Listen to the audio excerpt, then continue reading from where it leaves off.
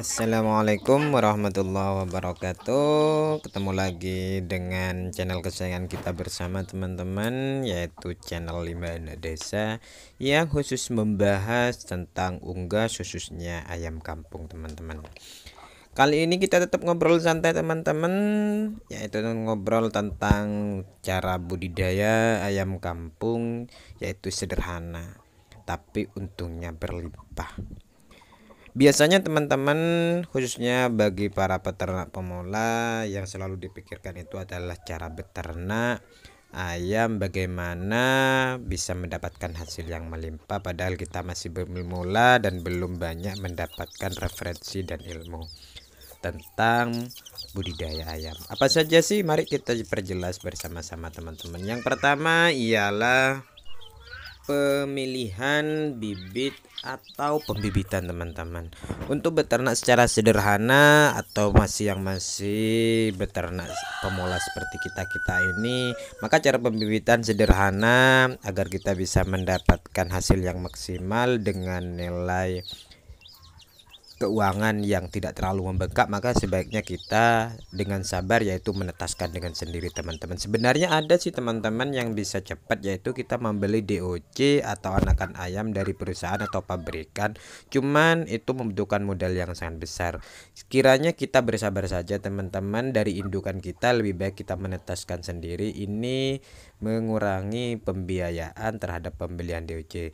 Yang penting kita sabar terlebih dahulu untuk pembibitannya. Dan pembibitan ini teman-teman, carilah dari telur-telur yang memang sudah berfertil dan telur-telur yang agak besar. Akhirnya biasanya telur-telurnya itu kalau berfertil isinya ada, itu pasti menetas, dan telurnya agak besar biasanya menetasnya pun agak besar. Jadi teman-teman harus bisa memisahkan telur-telur yang akan ditetaskan. Intinya untuk sederhana dan tidak banyak mengeluarkan keuangan, dengan cukup kesabaran kita lebih baik menetaskan sendiri teman-teman. Selanjutnya teman-teman, agar kita tidak banyak juga berpikir terhadap keuangan kita, menguras tentang keuangan kita, beternak secara sederhana tapi untungnya melimpah, ialah pemisahan DOC dari indukan atau anak ayam teman-teman.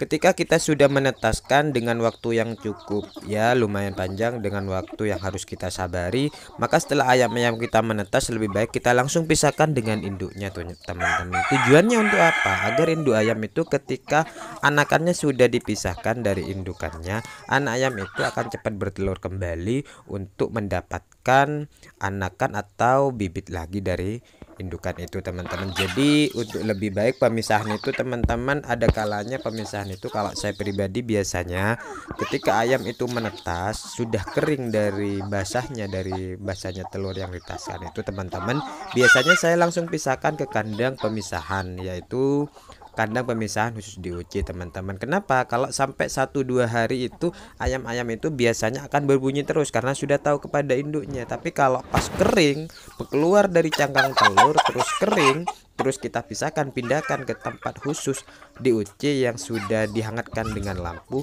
biasanya ayam itu akan cepat beradaptasi. Tapi kalau sudah 1-2 hari baru dipisahkan, anak ayam itu biasanya akan stres teman-teman, karena sudah biasa tidur dengan induknya, tiba-tiba tidurnya berbareng dengan temannya tanpa induk. Biasanya anak ayam itu akan stres, dan inilah salah satu kegagalan yang biasanya terjadi pada para peternak, karena anakan ayam ketika sudah stres 90% itu pasti kematian akan terjadi pada bibit ayam itu teman-teman. Selanjutnya teman-teman, kita juga harus memperhatikan pakan untuk ayam teman-teman. Artinya yang ketiga ini, pakan bervitamin tinggi itu sangat penting teman-teman. Selain biasanya kalau peternak-peternak yang lain untuk memberikan pakan yang bervitamin tinggi untuk ayam itu biasanya dikasih pur atau konsentrat atau pakan belian. Tapi karena kita berbicara sekarang itu tentang ternak sederhana tapi beruntung berlimpah tanpa banyak memikirkan pakan, maka biasanya para peternak atau saya pribadi teman-teman memberikan pakan itu cukup dengan pakan yang ada di sekitar kita tapi mempunyai nilai vitamin dan gizi yang tinggi kepada ayam. Contohnya bisa diberikan bekatul atau tidak, bisa juga ampas tahu, bisa juga dicampur dengan makanan-makanan sisa rumahan teman-teman, dan bisa juga dicampur dengan sayuran-sayuran atau dedaunan yang ada di sekitar kita. Itu vitaminnya cukup tinggi teman-teman.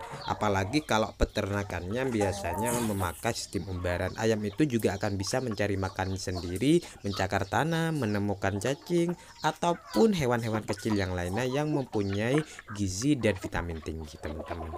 Yang terakhir teman-teman ialah tempat ayam yang sesuai atau menyesuaikan tempat ayam, teman-teman. Artinya seperti ini, teman-teman. Ketika kita kandang kita itu, teman-teman, dilakukan dengan semi intensif, beda dengan umbaran, teman-teman. Kalau semi intensif itu kandang harus diperhatikan, besar kandang dengan isi ayam atau jumlah ayam itu harus diperhatikan. Ketika ayam terlalu full, terlalu banyak dan tidak sesuai dengan lebar kandang, ini akan berpengaruh pada pertumbuhan ayam, teman-teman. Jadi kandang ini harus disesuaikan dengan jumlah ayam yang teman-teman ternak kalau sistemnya adalah sistem semi permanen, teman-teman. Dan biasanya ayam itu akan dipanen sekitar 12 hingga 15 minggu ke depan. Terima kasih teman-teman, cukup sampai di sini dulu, sampai ketemu lagi.